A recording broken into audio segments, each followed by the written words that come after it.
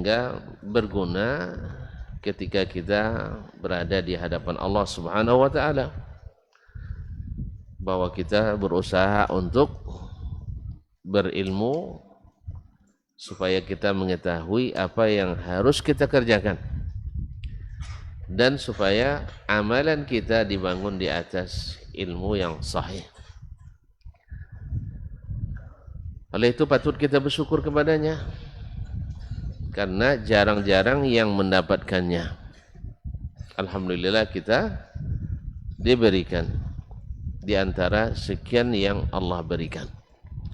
Semoga syukur kita berbuah nikmat-nikmat yang senantiasa mendatangkan nikmat yang baru, seperti yang dijanjikan oleh Allah, la in syakartum la azidannakum.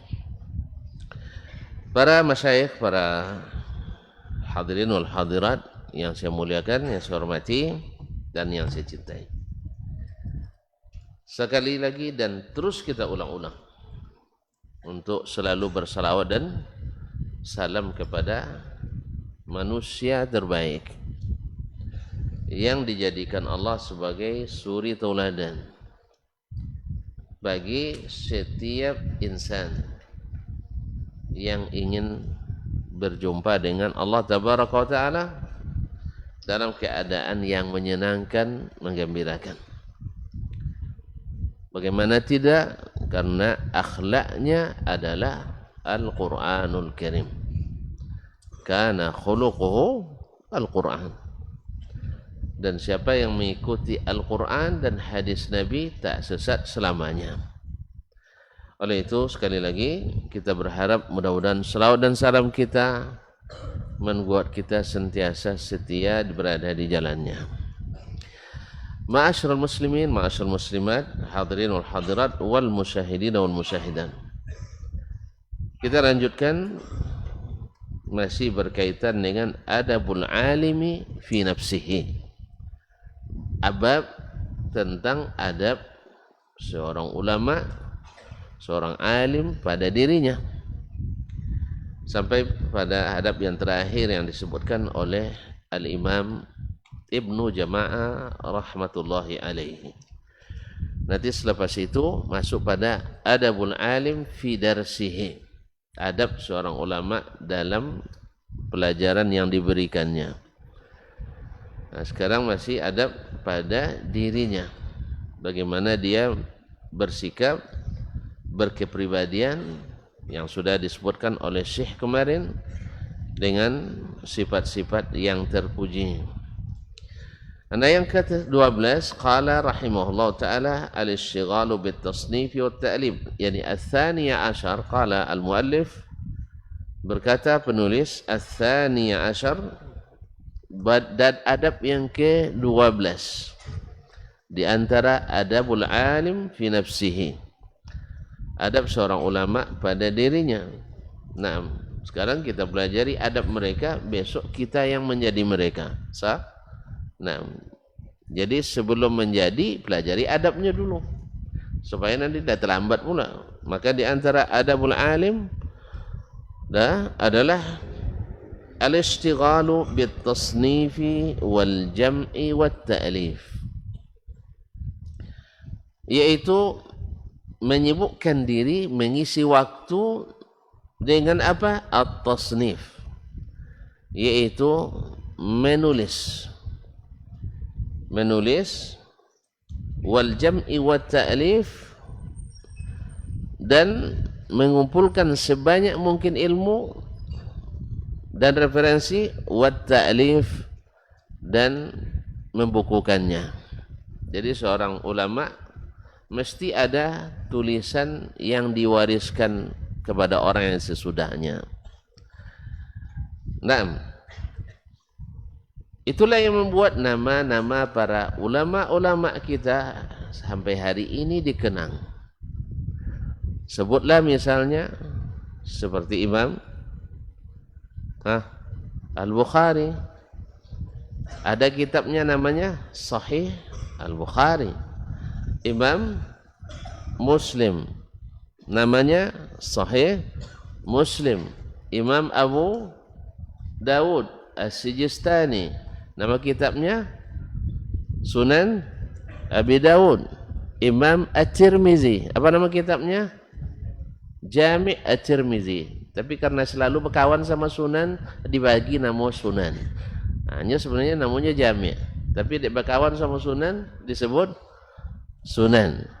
Jadi supaya disebut Sunan nanti kawan pula sama Sunan. Nah, kemudian An-Nasa'i, Imam An-Nasa'i juga menulis kitab namanya Sunan An-Nasa'i. Dan Ibnu Majah, nama kitab namanya Sunan Ibnu Majah. Yang 6 ini disebut dengan Al-Kutub As-Sittah. Al-Kutub As-Sittah. Baik.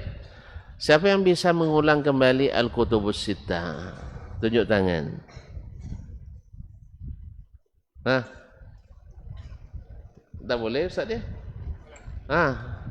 Al-Kutub As-Sittah. Ahsan. Imam Sahih Al-Bukhari. Aywa.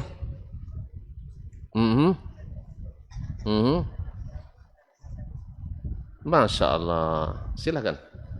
Ambil yang di sini atau yang di sini? Atau dua-duanya? Baik. Ahsan. Mau yang ini lebih mahal. Baik. Mau di sini juga? Tidak apa-apa. Baik. Ambil itu, ambil sini. Nah, silakan. Kalau itu mahal, kalau ini tidak murah aja. Fadhal. Masya Allah. Ambil itu. Ambil itu. Kalau tidak perlu, hadiahkan ke Ustaz. Jazakallah khair. Baik. Nah, kitab itu subhanallah bermanfaat sampai dia dapat manfaat dari kitab itu. Jelas? Al-A'immatus Sittah. Baik. Demikian pula imam-imam, misalnya al-fuqaha al-arba'ah, para ulama fikih yang 4. Juga mereka menulis kitab-kitab. Sah? Di antara yang mereka tulis adalah kitab hadis atau dituliskan oleh muridnya atau pengikutnya. Imam Abu Hanifah ada kitab hadis dinisbatkan kepadanya, namanya Musnad Abi Hanifah. Imam Asy-Syafi'i disusun pula hadis-hadisnya oleh muridnya sehingga namanya Musnad Asy-Syafi'i. Imam Malik menulis kitab namanya Al-Muwatta. Dan Imam Ahmad menulis kitab namanya Al-Musnad. Dari sekian banyak kitab yang ditulis oleh mereka. Ya, bukan itu aja tulisannya. Imam Abu Hanifah misalnya punya kitab Asy-Syari'ah, Al-Fiqhul Akbar. Al-Fiqhul Akbar. Itu tentang tauhid. Imam Malik juga pendapat ini ditulis Al-Mudawwanah. Nah. Kemudian Imam Asy-Syafi'i menulis menulis Al-Ikhtilaful Hadis, Ahkamul Quran, dan Kitabul Ansab, dan lain-lainnya. Juga punya diwan, yaitu Diwanul Syair atau kumpulan syairnya. Demikian juga Imam Ahmad punya kitab Musnad, juga menulis kitab Ar-Raddu ala Al-Jahmiyah, dan juga punya kitab Al-Masail, punya kitab Al-Ilal, dan lain-lainnya. Nah, siapa yang bisa mengulang imam yang 4 dan sebutkan salah satu dari kitabnya? Nah ya, siapa yang berani coba? Baik. Bapak tak ada berani? Musnad Abi Hanifah. Baik. Lanjut.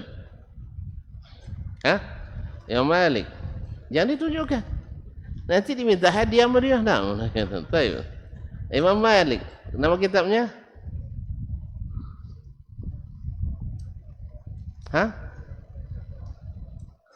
Ayo. Teruskan. Imam Asy-Syafi'i. Baik, dihafalkan dulu. Nah, dihafalkan dulu. Nah, nanti kalau tidak dapat juga berarti ada apa namanya? Uang capeknya. Baik, kaum muslimin. Atau sekarang juga, tidak apa-apa. Saya kasih uang capeknya, tidak apa-apa. Sini. Sini, kamu sudah berani mencoba. Walaupun belum tuntas. Nah. Hayyakallah. Fadal. Nah, marhaba. Masya Allah. Keberaniannya saya hargai. Nah. Baik, kaum muslimin, kaum muslimat dirahmati Allah. Jadi menuliskan itu adalah salah satu adab seorang ulama. Ada kitab yang dia tuliskan. Baik. Sekarang ada enggak di antara adik yang tahu kitab yang pernah dituliskan atau dicetak atas nama Ustaz Dasman? Rupanya tidak mengikuti nampaknya ya. Baik, carilah. Nah. Bukannya belum sampai ke sini ya? Kitabnya belum sampai. Kalian tidak suka buku saya nampaknya. Ada lama kita kenal, tak ada dicari-cari kitab saya. Allah musta'an. Nah, ya saya yang banyak terjemahan. Tapi di antara kitab yang dia cetak, salah satunya S2 saya, At-Tuyuriyat, dicetak di Arab Saudi dengan kawan 4 jilid. Ya. Yang kemudian terjemah kitab Ushulul Iman fi Dhawil Kitab wa Sunnah, dicetak di percetakan King Fahad di Madinah. Kemudian Mutiara Hikmah Haji, dicetak di Kementerian Agama Kerajaan Arab Saudi. Kemudian di UIN juga banyak kemarin buku-buku panduan untuk anak-anak Ma'had Al-Jami'ah. Dah? Berarti sudah ada saya tulis? Sudah? Alhamdulillah. Nah, saya tidak, ya. Kalau dulu waktu masa kuliah sering menulis ringkasan pelajaran, persiapan ujian bagi kawan-kawan. Kata mereka, tulisan saya tidak cantik, cuma enak dibaca. Gitu aja. Tidak cantik, cuma enak dibaca. Halus tapi jelas. Jadi dalam 2 lembar bisa meringkas 1 semester. 2 lembar meringkas 1 semester. Nah, dan itu saya kumpulkan bukan dari catatan sendiri. Saya ambil catatan saya, kemudian minta catatan 3 orang yang paling pintar di kelas itu. Lalu saya komparasikan, saya bandingkan dengan catatan saya. Kadang-kadang catatan saya ada lebih, kadang-kadang catatan saya banyak kurang. Gitu ya, saling melengkapi. Kalau bila terjadi ikhtilaf saya jelaskan. Finuskati kada. Oh. Jadi sejak itu sudah biasa mentahqiq. Nah.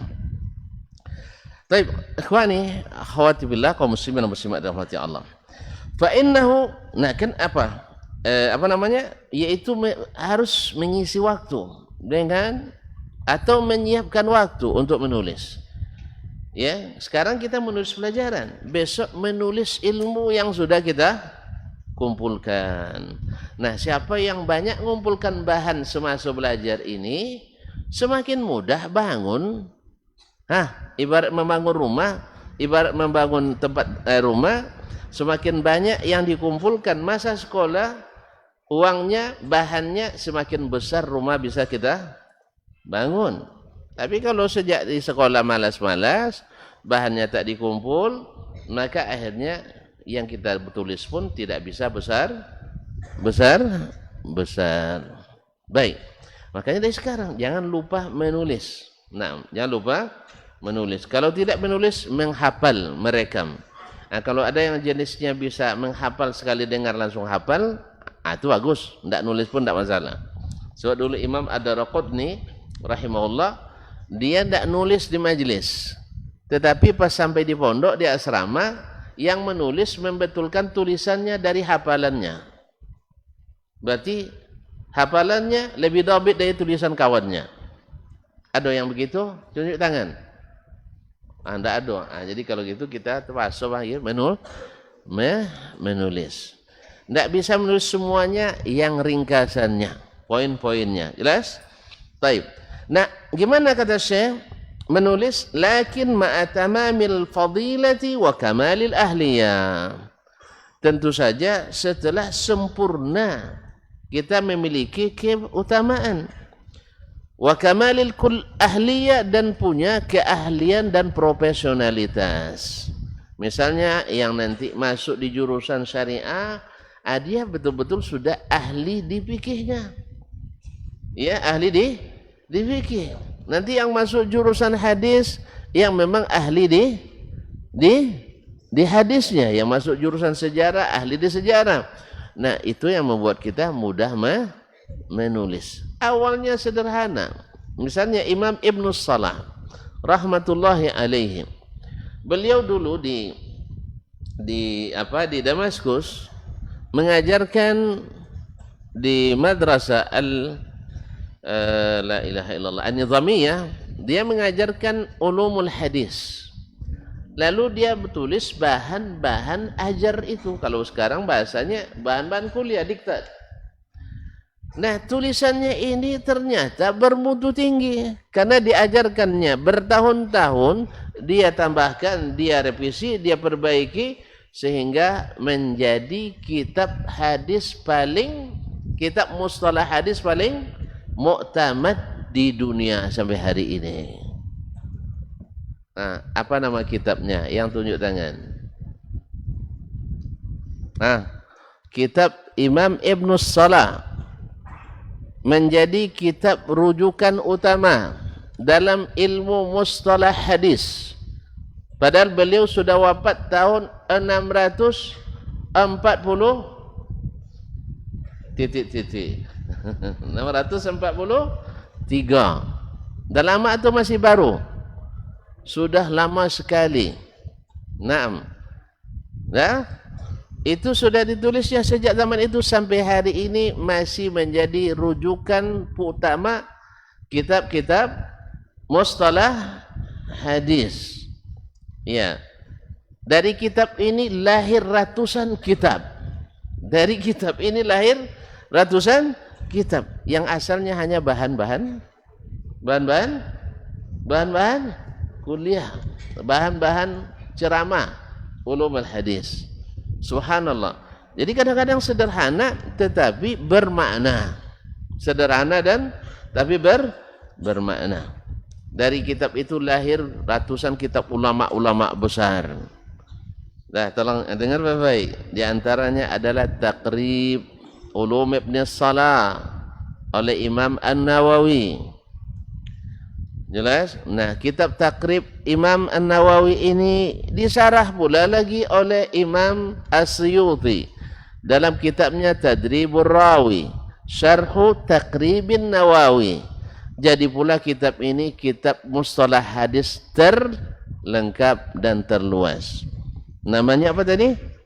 Tadribur Rawi, Syarhu Taqribin Nawawi. Nah, ini semua kaum muslimin dan muslimat dirahmati Allah. Kadang-kadang kita tidak tahu kitab kita akan menjadi kitab yang diminati. Tulis saja. Yang penting harus hasil pencarian ilmu kita banyak. Sehingga kita bebas nak buat kerupuk, nak buat apa, nak buat ikan apa, ibarat nangkap ikan, nak buat kerupuk ikan, nak buat ikan kering, nak buat ikan asap, nak buat ikan apa namanya, simpuk asam pedas, nak dibuat goreng, nak dibuat ponge, nak dibuat pakasam. Pakasam tak ada yang tahu lagi nampaknya. Tahu pakasam? Tanya Ustaz, saya pun tak tahu lagi pakasam. Tak tahu lagi. Ini yang lahir-lahir tahun 80 ke atas tak tahu pakasam itu. Pakasam itu enaknya luar biasa, tapi baunya tak tertanggungkan. Kalau lepas saya lihat di rumah kita orang, awak sedang masak pakasam, itu subhanallah. Ya, bahasa kampung dulu. Anda usahlah saya bilang, kurang pas juga disebut di sini. Baunya, auzubillah. Tapi rasanya, alhamdulillah. Bagi yang suka, ikan dipakasamkan. Kalau adik-adik nak coba nanti pulang ke rumah nanti pas liburan. Bila libur Ustaz? Tanggal 8 Desember. Catat pakasam. Suruh mak buat nanti. Saya yakin ibu kalian tak pandai juga lagi. Kalau nak pandai harus nanya ke nenek. Nenek pun mungkin kalau tinggalnya di kota sudah tidak paham lagi. Kalau tak ada yang tahu nanti suruh kontak. Suruh kontak. Jangan saya. Nanti sibuk bikin pakasam pula saya nanti. Nah, tapi insya Allah masih bisa buat, tapi dengan apa? Dengan resep sendiri, bukan resep orang tua dulu, bukan warisan nenek, tapi resep sendiri. Entah enak atau enggak, itu lain lagi. Nah, namanya apa? Pakasam. Nah, kalau tangkapannya banyak, kita bisa kreasinya banyak. Tak laku goreng, kita buat gulai. Tak laku gulai, buat tumis. Tak laku tumis, buat panggang. Tak laku panggang, buat bakar. Sah? Hah? Tak laku bakar, direndang. Tak tahu rendang, di kolak. Kolak lawuk. Nah, karena belum ada yang buat kan? Kita coba buat. Iya, mana tahu. Orang kan sekarang ada masakan ikan pakai madu. Sah? Pakai madu. Masak bisa pakai madu, tapi banyak peminatnya. Dicobanya. Saya sudah pernah coba masak. Ini cerita ya. Anak saya si Abdurrahman Aziz dulu waktu kecilnya kurus, tak mau makan. Payah makannya. Ada cerita pula sama kawan-kawan, ada orang Uzbekistan, dia bilang, gampang itu katanya. Anak saya Abdul Basit waktu itu juga payah makan katanya. Lalu saya buat masakan yang tak pernah dibuat oleh maknya, lalu saya beri nama yang tak pernah didengar oleh telinganya. Jadi mala ainun ra'at wala uzun. Kan tak pernah dilihatnya, tak pernah didengarnya nama itu. Maksud saya buat masakan yang tidak pernah dia lihat, tak pernah dia dengar. Oke? Siap, saya buat. Apa bahannya? Terserah kamu. Pokoknya pandai aja berkreasi. Yang penting asal ada bahan bisa dibuat. Alhamdulillah masuk dapur bahan banyak. Saya ambil bahan dasarnya telur, tambah tepung, blender ada, lagan ada, semua ada. Semua rempah dapur itu saya masukkan. Nah, rempah gulai, rempah goreng, sampai rempah kolak pun saya masukkan. Cuman yang dikenal baik, biasa untuk rempah masakan itu saya sudah tahu ukurannya. Yang tak tahu ukurannya buat sekedarnya saja. Jangan sampai mendominasi. Sah? Dibuat segini, selesai kan? Alhamdulillah saya panggil anak makan. Apa ini, Bi? Ini telur ala Tiongkok. Kan mana kenal nih ala Tiongkok. Woi, Masya Allah, habis. Besok nuntut lagi ini tak buat lagi. Wan tak catat tadi. Dicoba lagi tak sesedap yang kemarin. Coba bayangkan, tak sesedap yang kemarin. Kemarin tu subhanallah, saya pun suka makannya. Dibuat lagi, enggak. Itulah makanya kalau nanti masak, uji coba, kalau nak buat pas enak nanti kan tolong dicatat pas masak itu. Ya, tolong kayak orang uji di laboratorium. Kan dicoba-coba semua itu, dicatat kadarnya, catat isi volumenya. Akhirnya jadi temuan formulasi obat baru. Itu begitulah cara orang. Nah, demikian juga dengan ilmu ini. Jadi kreativitas orang dalam menuntut ilmu, kreativitas dalam mencatat ilmu, subhanallah, akhirnya membuat kitabnya kadang-kadang diminati. Misalnya Imam Al-Bukhari rahimahullah ta'ala. Dia dapat fikiran atau dapat ide dari syekhnya Ishaq bin Rahuya. Dalam kajian hadis dia katakan, andainya ada di antara kalian yatasadda li jam'is sihah, yaitu khusus mengumpulkan hadis-hadis sahih. Lalu Imam Bukhari mengatakan, fa khatara zalika fil qalbi, itu masuk dalam pikiran saya. Akhirnya mulailah Imam Al-Bukhari menyusun kitab Al-Jami' As-Sahih. Masya Allah. Kenapa dia bisa? Dia punya kumpulan hafalan hadis sahih 60.000. Jadi nak buat apapun, dia boleh. Kan 60.000 hadis. Dia hanya akan membutuhkan dalam kitabnya itu dengan berulang 7.000 sekian. Atau tanpa berulang 4.000 hadis. Sedikit kan? Nah, oleh itu kaum muslimin dan muslimat dirahmati Allah, kalau di waktu menuntut ilmu ini banyak yang kita dapat, besok di saat menjadi alim mudah kita untuk menuangkannya, baik dalam bentuk kajian seperti ini ceramah ataupun dalam bentuk tulisan yang nanti jadi warisan. Jelas? Dengar tu ya? Nah. Taib, fa innahu yattali'u ala haqa'iqil funun wa daqa'iqil ulum. Karena seorang alim itu sudah melihat sendiri, sudah mengalami sendiri haqa'iqul funun, yaitu sampai ke hakikat disiplin-disiplin ilmu, wa daqa'iqil ulum, dan sampai ke hal-hal yang sekecil-kecilnya dari ilmu. Jadi perincian ilmu dia dia sampai ke perinciannya. Ibaratnya spesialisasi. Dulu kan orang spesialisasi hadis sampai mustalah hadis saja. Nah, mustalah hadis itu banyak lagi spesialisasi di bawahnya, seperti ilalul hadis, seperti al-jarh wa ta'dil. Kemudian ilmu ma'anil hadis dan seterusnya. Nah, seorang alim pasti itu sudah menguasai semuanya itu, karena dia sudah berangkat dari ilmu yang terendah sampai, atau ilmu yang terringkas sampai ke ilmu yang terdalam. Oleh sebab itu maka dia bisa menulis sesuai dengan siapa yang akan membaca kitabnya. Makanya kita lihat misal dalam fikih, kita dapatkan para ulama bertingkat menuliskan kitabnya. Kita ambil contoh misal Imam Al-Ghazali rahimahullah ghafara lahu, kitab fikihnya. Untuk bagi pemula dia tulis kitabnya namanya Al-Wajiz. Kemudian untuk yang menengah dia tulis kitabnya Al-Wasit. Kemudian untuk yang lebih tinggi namanya Al-Basit. Nah, kitabnya ini pun disarah pula oleh orang lain lagi.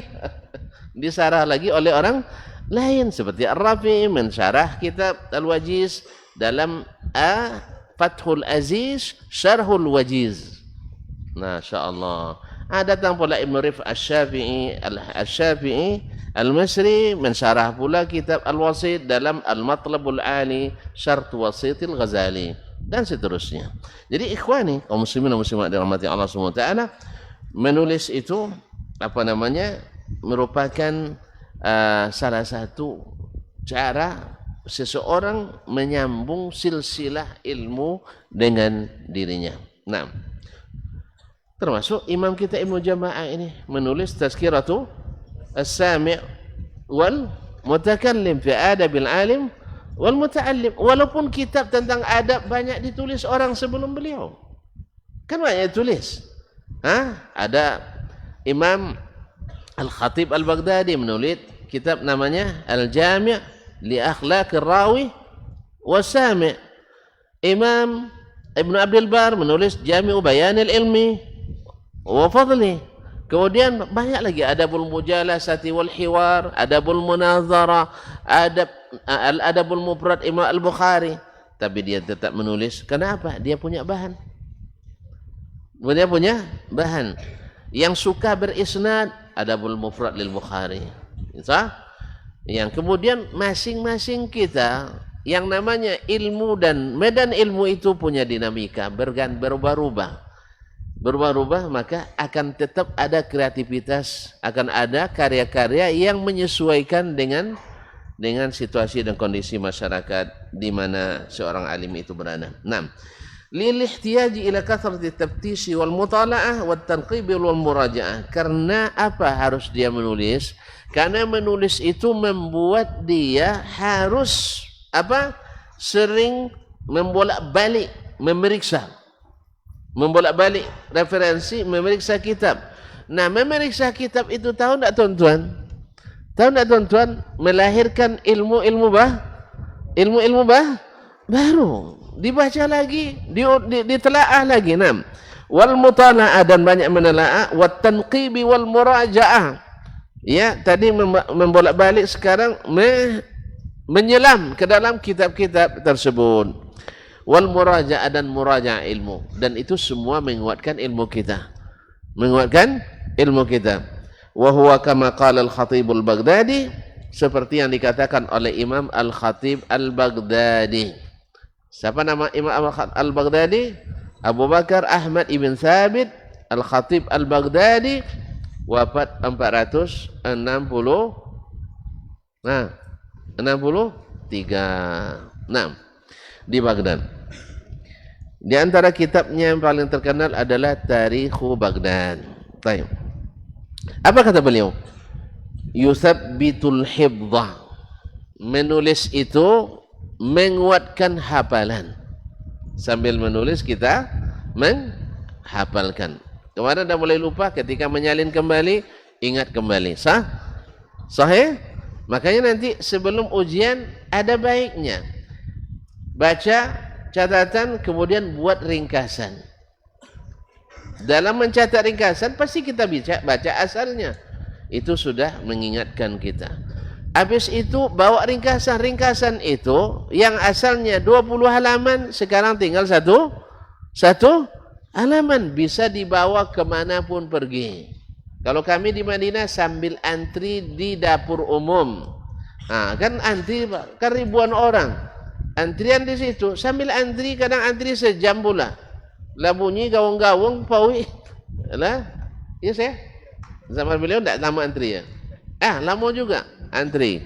Jadi sambil antri kita mengulang hafalan. Kalau bawa kitab payah kan, tapi bawa ringkasan senang, jelas. Nah, sambil berjalan, masya Allah kita merubah misalnya ada pembagian ulumul hadis sekian misalnya, kemudian marahil tadwin ulumul hadis 4 marhalah, itu aja dicatat dan syarahnya kita ingat dalam catatan kita. Bila ada yang terlupa ditandai di ringkasan, ini belum matang oleh saya, sehingga pas waktu ujian kita tinggal tertib tidur, tertib makan.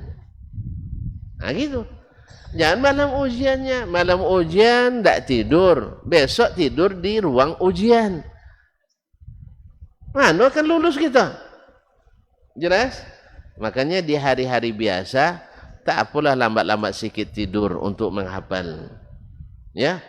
Tapi di waktu ujian tidur wajib cukup, makan wajib sehat. Sehingga ketika masuk ruang ujian fresh. Fresh artinya segar badan, segar pikiran, dan segar badan, segar pikiran, sehingga walaupun terlupa-lupa sedikit cepat dikembalikan karena baterainya masih high bed, bukan low bed. Kalau sudah low bed itu macam nak pikir, sang belalak mata payah juga berpikir, apalagi sudah gitu kan.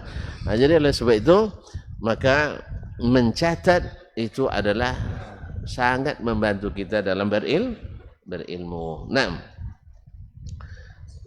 Azan saya cepat sekali, azan di sini. Tak terasa waktu berlalu. Iya, sejam serasa seminggu. Terbalik. Sejam serasa satu menit. Masya Allah. Insya Allah kita tutup atau sambung lagi, Ustaz? Lanjut lagi. Masih kuat? Masya Allah. Yalah, nanti kita sambung selepas azan. Allah.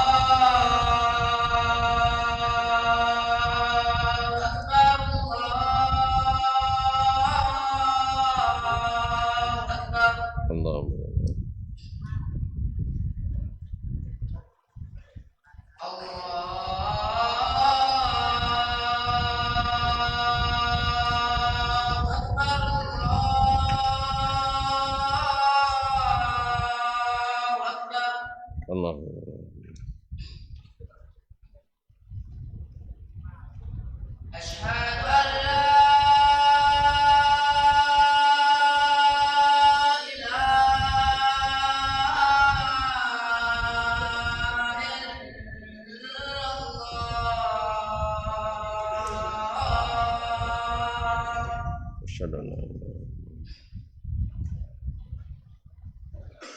asyhadu an la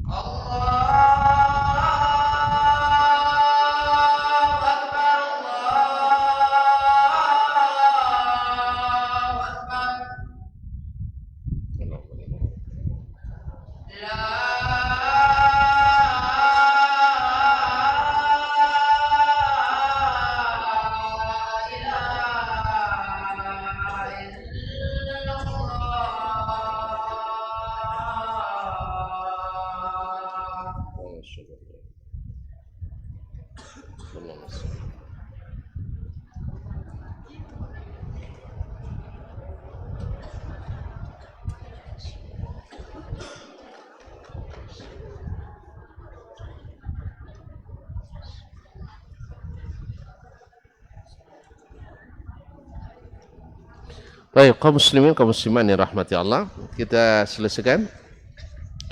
Berkata Imam Al-Khatib Al-Baghdadi seperti yang dinukil oleh Imam Ibnu Jama'ah, yusabbitul hifdzah. Menulis itu, karya tulis itu mengokohkan apa? Mengokohkan hafalan. Wa yuzakkil qalb, mencerdaskan hati. Mencerdaskan hati. Apa sebab? Karena di saat menulis seseorang harus betul-betul paham, harus betul-betul mengerti. Oleh sebab itu dia harus akan mengolah dengan kecerdasannya, dengan akalnya, mana yang didahulukan, mana yang dikemudiankan, mana yang disebutkan, mana yang dihapuskan. Nah, wa yusahhidu taba', dan juga mencerdaskan atau menghaluskan tabiat seseorang. Wa yujidul bayan, dan membuat bahasa kita terlatih, bahasa kita semakin bagus. Wa yaksibu jamilaz zikri, dan yang lebih lagi adalah di saat kita sudah tiada disebut dengan sebutan yang baik. Wa jazilal ajri, dan di akhirat mendapatkan pahala yang besar. Karena ilmu yang bermanfaat lalu diamalkan oleh orang, maka pahalanya mengalir walaupun kita sudah tiada. Wa yukhalliduhu ila akhirid dahr, dan namanya senantiasa hidup sampai akhir masa. Coba dengar, lihat Nabi kita alaihi salatu wassalam. Nabi namanya hidup terus walaupun beliau sudah lama wafat. Dan para pewaris ilmunya, para sahabat Abu Bakar, Umar, Utsman, Ali dan seterusnya, nama mereka masih tetap hidup walaupun mereka sudah wafat. Demikian juga para ulama kita yang menulis kitab-kitab walaupun mereka sudah pergi tetapi namanya masih terukir dan masih berseri. Wal aula ay ya'taniya bima ya'ummu naf'uhu wa takthurul hajatu ilaih. Dan tentu saja yang pertama dia mulai mana yang paling dibutuhkan. Kalau seorang alim itu berada di lingkungan pondok pesantren, maka yang dia dibutuhkan adalah buku ajar. Buku ajar, buku kurikulum, modul pelajaran, maka dia fokuskan di situ. Kalau dia adalah di tengah-tengah masyarakat atau di perguruan tinggi, tentu yang berkaitan dengan sesuai dengan keilmuan mahasiswa. Kalau dia berada di tengah-tengah masyarakat umum, lain pula konsumsinya. Ya, konsumsinya, apalagi sebagian besar tidak tertarik membaca. Maka kalau seandainya dengan bahasa yang menarik, maka akan tertarik mereka untuk membaca. Jadi memang harus hidup bersama masyarakat. Jangan ketika kita menulis untuk orang sini, tetapi kita tinggal di Amerika bahasanya, tentu tidak akan nyambung. Nah, taib, dan yang paling banyak manfaatnya dan paling dibutuhkan.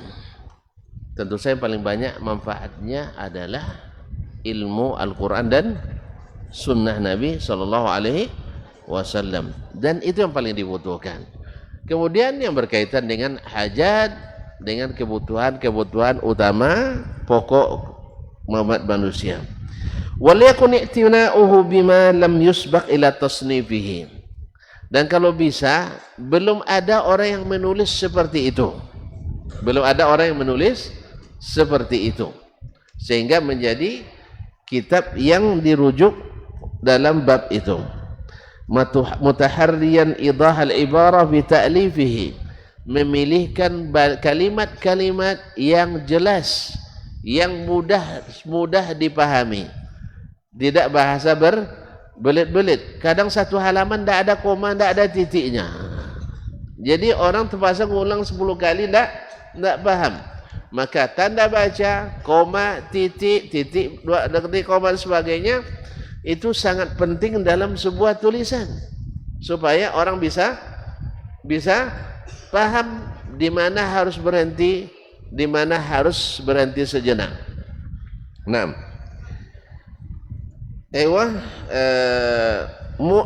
mu'ridan anit tatwilil mumil, jangan terlalu panjang sehingga membosankan, wal ikhtisar awal ijazil mukhil, dan jangan pula terlalu pendek sehingga tidak tercapai apa yang diinginkan.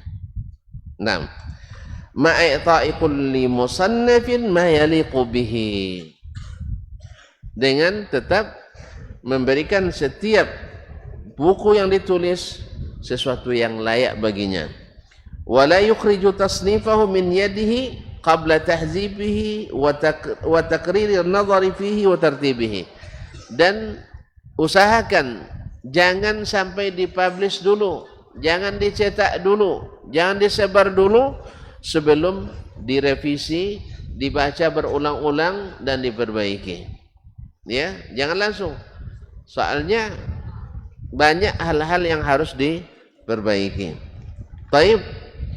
Wa minan nasi man yunkiru at-tasnifa wa at-ta'lifa fi hadha az-zaman ala man dhahara ahliyatuhu wa rifat ma'rifatuhu. Ada sebagian mengatakan tidak perlu menulis karena ulama sudah menulis semuanya, dah selesai. Tidak. Ya, apa sebab? Kitab-kitab ulama yang sudah dikatakan selesai itu kadang bahasanya sesuai dengan bahasa di masa mereka. Yang kedua, kadang-kadang berapa banyak kitab yang ditulis dengan sempurna oleh ulama di masanya, tetapi tidak sampai kepada kita. Tidak sampai kepada kita. Misalnya seperti yang disebut oleh Syekh Ahmad Al-Ansari, ada kitab tafsir Ibnul Munzir tafsir bersanad riwayatnya, dan dipilihkan hadis-hadis yang sahih untuk mentafsirkan ayat Al-Quran, tidak sampai kepada kita kecuali hanya sekitar 5 juzuk. 5 juzuk itu dicetak sekarang dengan jumlah halaman lebih kurang 800 halaman. Dan kabarnya kitab itu 1500 juzuk. Yang 5 juzuk saja dicetakkan sekarang 800 halaman. Kalau 1500, berapa jilid yang akan terbit? Tapi alhamdulillah ada salah seorang murid Syekh Al-Albani rahimahullah ta'ala di Maroko, nama Syekh Muhammad bin Abdurrahman Al-Maghrawi, ambil S1, S2, S3 di Jami'ah Islamiyah di Madinah dulu, senior saya. Beliau sudah menulis tafsir seperti atau mengikut manhaj Ibnul Munzir rahimahullah, yaitu menafsirkan Al-Quran dengan hadis-hadis sahih. Karena tafsir-tafsir lain kan ada sahih, ada dhaif bercampur. Sampai At-Tabari sendiri di dalamnya ada hadis dhaif. Nah, Syekh sekarang mengkhususkan kitab tafsirnya dengan hadis-hadis sahih saja. Alhamdulillah sudah terbit dalam jumlah jilid yang tidak terlalu banyak, hanya lebih kurang 50 jilid. Nah, bila kan baca ya. Nanggungnya bila kan dibaca. Ya, orang tu menulisnya, kita membacanya risau. Tapi kalau betul-betul disiapkan waktu, insyaAllah selesai. Guru kami Syekh Muhammad Diya Ar-Rahman Al-Azami, beliau sengaja cuti panjang dari kampus lebih kurang 10 tahun lebih untuk menulis, enggak 20 tahun ada mungkin. Beliau cuti tidak mengajar untuk menulis, mengumpulkan hadis-hadis sahih. Semua hadis sahih itu target beliau. Semua hadis yang disahihkan oleh ulama kemudian dia periksa kembali dan betul sahih, masuk dalam kitabnya ini, Al-Mu'jamus Syamilil Kamil. Alhamdulillah beliau selesaikan dalam waktu 20 tahun lebih kurang, yaitu sebanyak 22 jilid dengan ibu indeksnya 2 jilid. Berarti 20, dia menargetkan lebih kurang 20.000 hadis sahih matannya sampai kepada kita dari Nabi alaihi salatu wassalam. Nah, juga sudah selesai, dan selesai kitabnya, beliau pun selesai tugasnya di dunia. Sempat ngajar di Masjid Nabawi kemarin beberapa lama, dan alhamdulillah semoga Allah merahmati beliau. Kaum muslimin dan muslimat, kalau tidak dikerjakan tidak jadi, dan harus dimulai. Nah, itu Ustaz Bilonya. Kalau mau Ustaz Is memberi cuti, mulailah. Tidak bisa. Termasuk untuk adik-adik ini akan menuliskan nanti. Kaum muslimin dan muslimat dirahmati Allah SWT. Jadi ada yang mengatakan tidak usah ditulis. Tidak, siapa yang punya keahlian, punya kemampuan, punya bahan, maka tulis. Nah, wala wajha li hadzal inkar, sebenarnya ini tidak ada gunanya diingkari. Artinya, kenapa pula diingkari orang menulis? Nah, illa tanafus baina ahli al-a'sar, yang sebenarnya lebih kepada perlombaan yang tidak fair di antara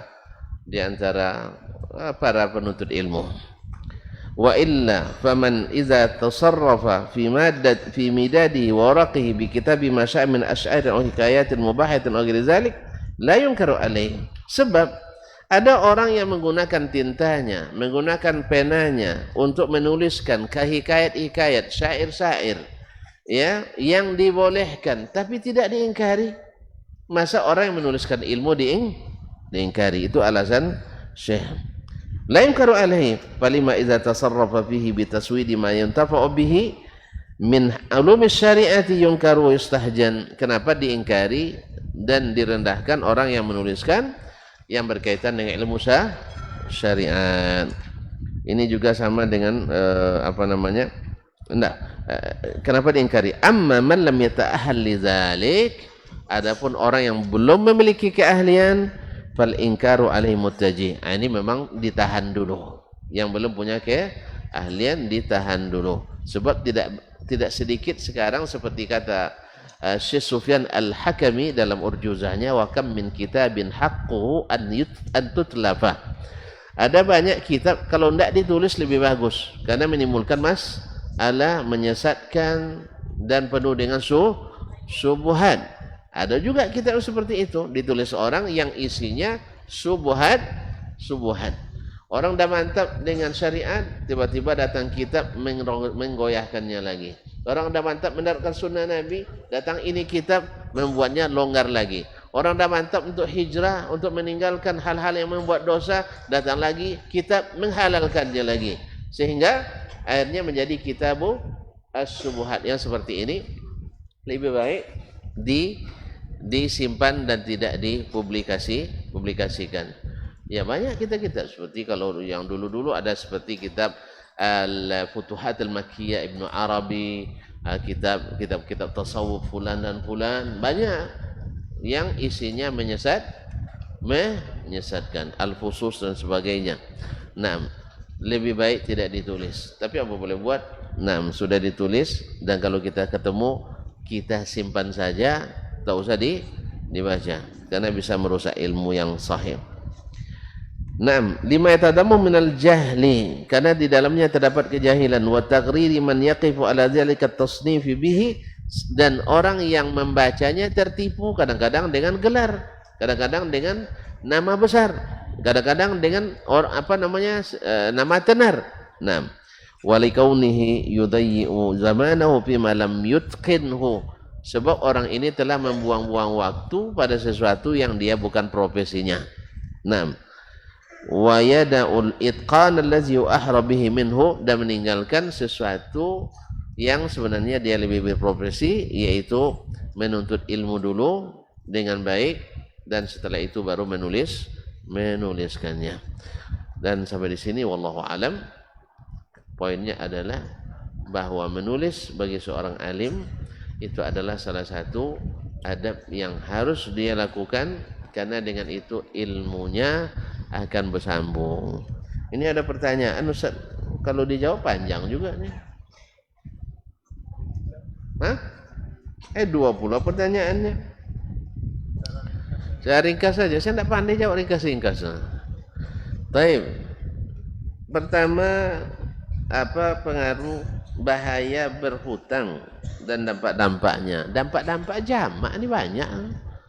Nah, saya jawab dengan ringkas seperti pesan Buya kita.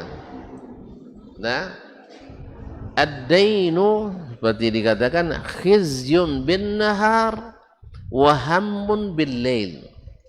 Utang itu bikin kita terhina di siang hari dan tak bisa tidur di malam hari. Oleh sebab itu utang tidak dianjurkan.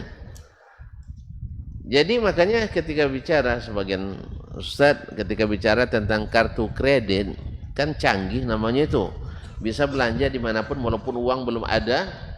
Ini katanya ini melanggar syariat walaupun kartu kredit syariah. Apa sebab? Sebab jadi tren, jadi kebanggaan. Utang itu bukan kebanggaan, utang itu adalah kesedihan, kegalauan, kerendahan. Oleh sebab itu bayar hutang segera. Yang kedua, di akhirat dan belum di akhirat, di dunia saja kita wafat, orang syahid saja tidak terima ruhnya. Orang syahid saja tidak diterima ruhnya kalau berhutang. Apalagi orang yang bukan orang syahid tapi sakit. Jadi oleh sebab itu makanya utang sedapat mungkin jangan dibuat. Tapi kalau terbuat segera dibayar dalam waktu yang tepat. Atau nyoman yang payah bayi utang tak makan kan masalah. Bayi utang dah tak makan, Allah musta'an. Jadi memang betul-betul menggalaukan diri. Oleh sebab itu dampaknya sangat besar. Kalau nampak orangnya kita akan menghindar, akan menghindar. Oleh sebab itu maka cepat-cepat dibayar. Nah, itu jawaban pendeknya. Dah. Kemudian pertanyaan kedua, bagaimana adab berbicara kepada orang tua dari kita? Jawaban pendek juga.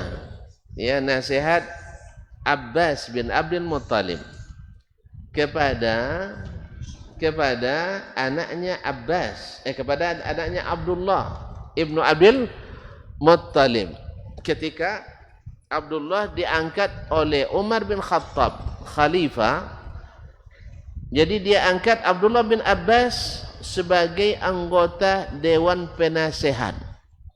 Dewan Penasehat. Kalau bahasa sekarang mungkin Dewan Pakar. Dewan Pakar Khalifah. Iya tuh, atau Dewan Pertimbangan ya.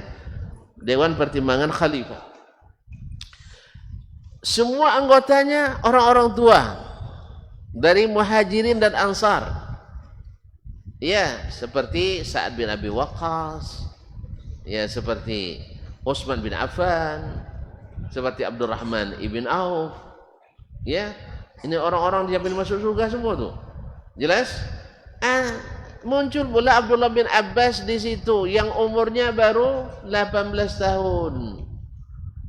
Yang lain umurnya di atas 50. Nah, makanya ayahnya berpesan, dengar nih pesan ayahnya nih, pesan ayahnya kepada Abdullah. Ya Abdullah, inni ara Amirul Mu'minina yuqarribuka ila nafsi. Saya melihat Amirul Mu'minin Khalifah Umar bin Khattab menjadikan kamu orang dekatnya. Bukan Abdullah yang mendekati, tapi Khalifah yang mendekatkannya. Oleh sebab ihfaz anni salasan,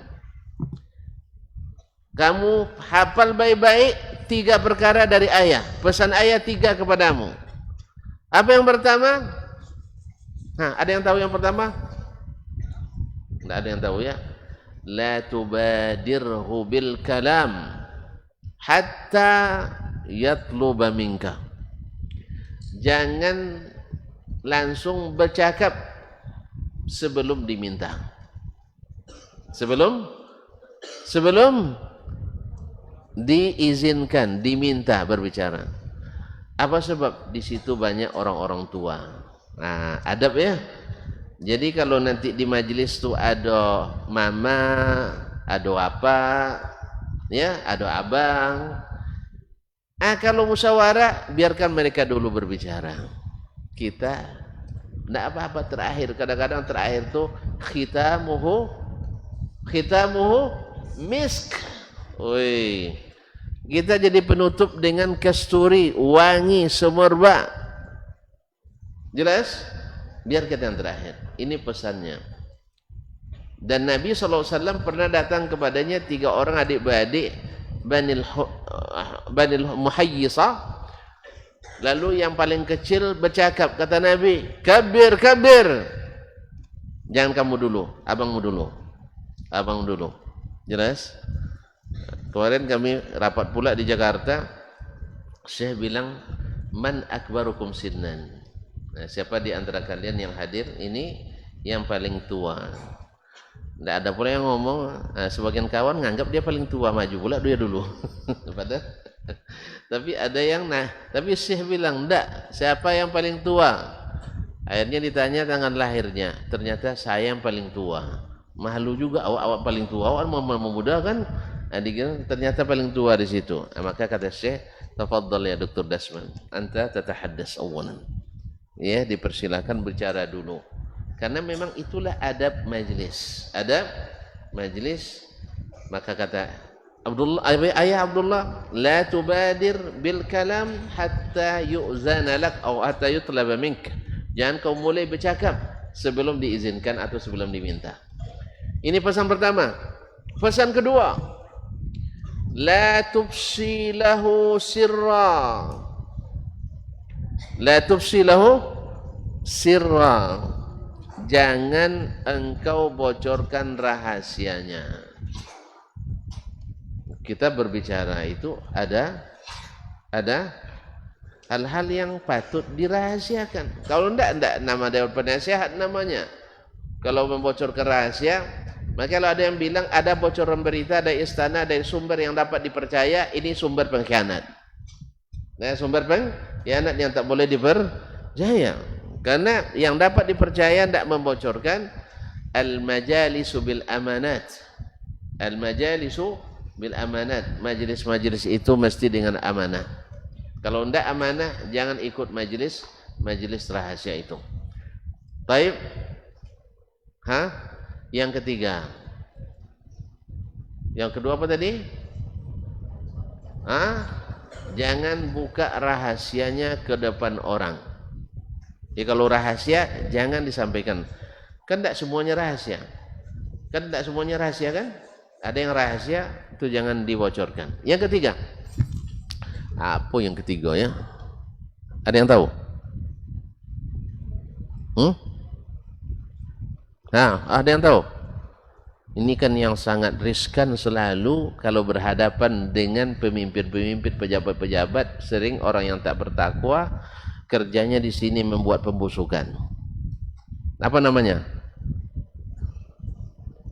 La taghtab indahu ahada. Jangan kau ghibahkan orang di depannya. Jelas?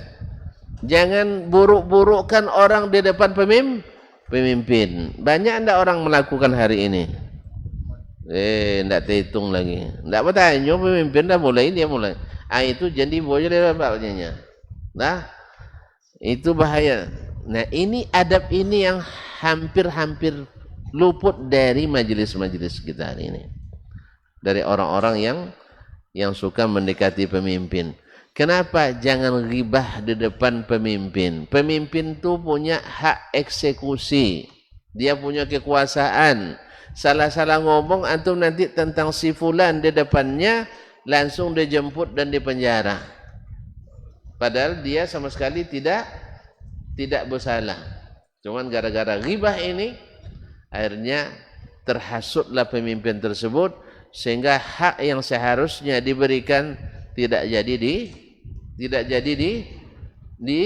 diberikan. Nah, siapa yang bisa mengulang nasihat yang 3 ini angkat tangan. Ini dari tadi nak ulang. Nah, silakan. Nah, kasih kesempatan lagi. Apalah. Nah, jangan berbicara di majelisnya sebelum diizinkan. Ahsan, sanam. Wih, mantap. Jangan menyebarkan rahasianya. Nah, yang ketiga. Jangan menghibahkan orang di depan pemimpin. Sebab itu adab yang paling buruk seperti kata Abdullah Al-Muqaffa dalam Al-Adabul Kabir. Adab buruk menghibah orang di depan pemimpin. Jelas? Oleh sebab itu ingat baik-baik ni ya. Kalian nanti besok entah jadi di mana, kalian jadi pemimpin nanti jadi penasihat. Ingat pesan, ini bukan pesan saya. Pesan siapa tadi? Abbas bin Abdul Muttalib kepada putranya Abdullah bin Abbas. Silakan. Iya silakan. Nah. Silakan. Masya Allah. Ahlan. Ditambah lagi. Kenapa enggak? Bilang aja iya tadi selesai masalah. Baru sekarang. Sini. Nah. Tadi masih setengah sekarang kan. Nah. Ayakallah. Baik, nampaknya sekian dulu bicara kita.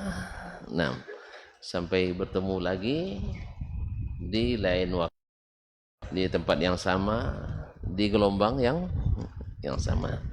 Mudah-mudahan bermanfaat. Kalau tak jumpa di dunia, mudah-mudahan di akhirat.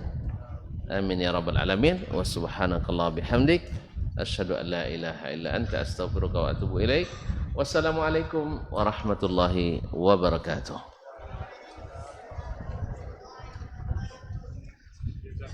Barakallahu.